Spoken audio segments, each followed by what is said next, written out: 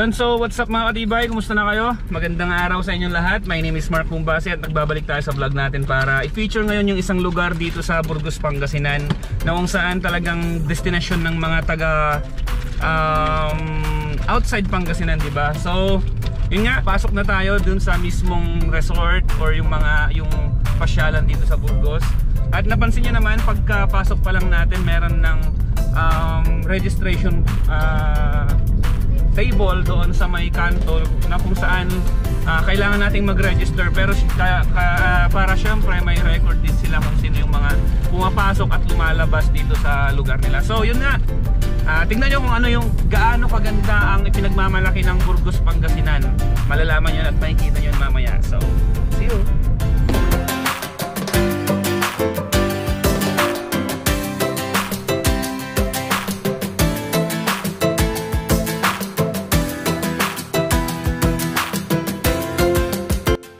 Ayun, so andito na tayo sa isang private resort dito sa Burgos. Tapos dun lang, magka-cottage lang tayo dito. Ayan, tapos nasa gilid na siya ng dagat.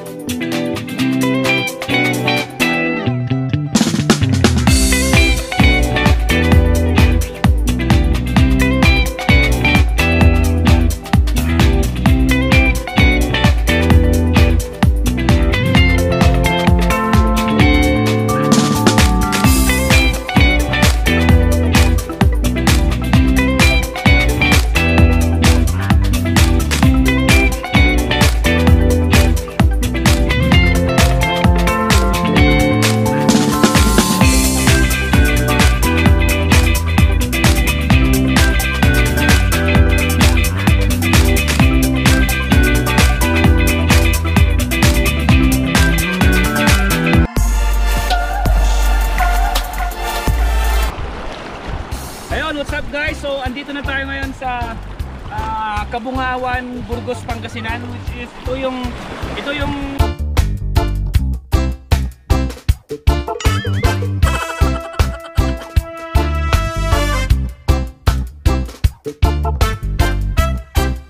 Pangasinan na kung saan dito mo makikita yung sikat na dead pool. Kung mapapansin nyo yung bato-bato na yon, so dadaanan natin yan para makapunta ka doon sa tinatawag na dead pool.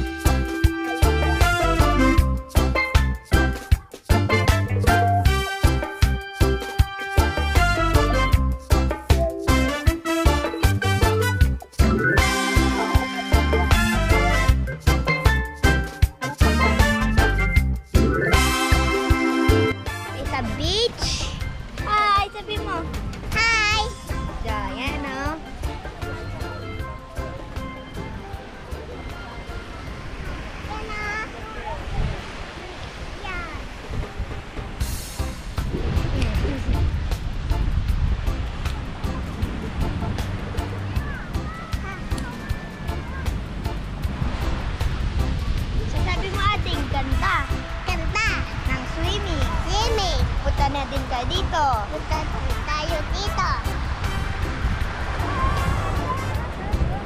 Tinawag ko yan dyan. Ito po, ang ganda ng tubig oh.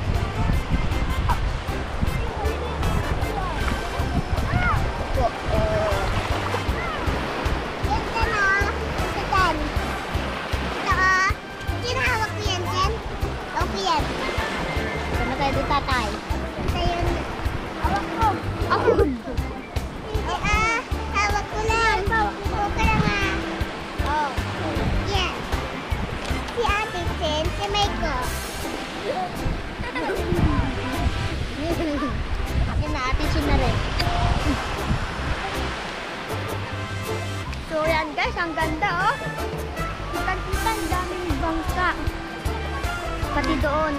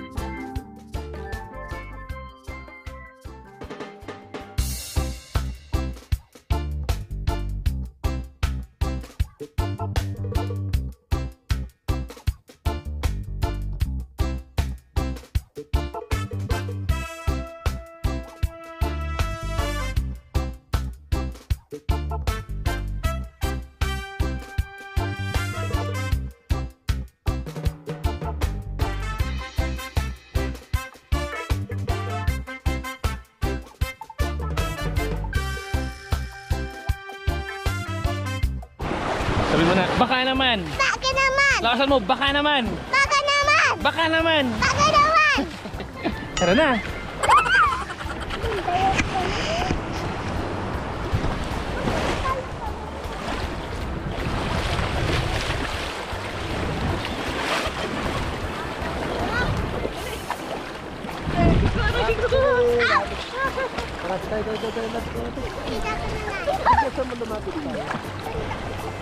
Dito tayo, dito. Mga katibay! Hindi mo siya.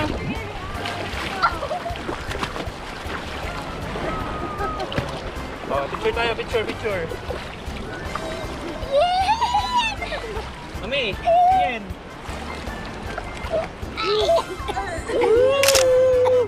Oh, waki. Oh, look up.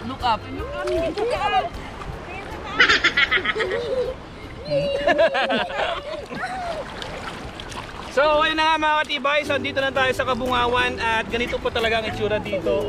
Actually, part lang siya ng buong Kabungawan. Ayan, yung cottage lang namin. Pero, napakaluwang niya mga katibay. Pakita natin.